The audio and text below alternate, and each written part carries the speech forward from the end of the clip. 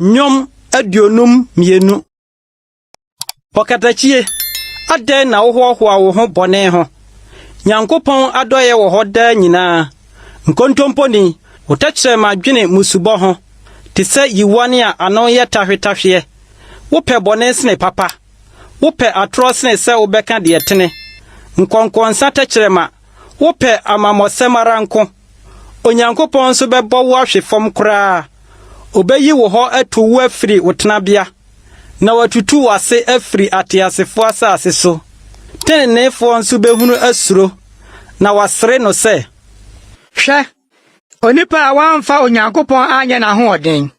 Na ode ne ho to na ho de bebre no so. Na o hya ne ho den na nibere mu nu nie. Na me de mete se nwudua from Nyankopon fie. Me de me ho meto Nyankopon adom so daada. Meyi waye da sawo na wo yoye na metwen wudin efiri se eye wa hotefo anim.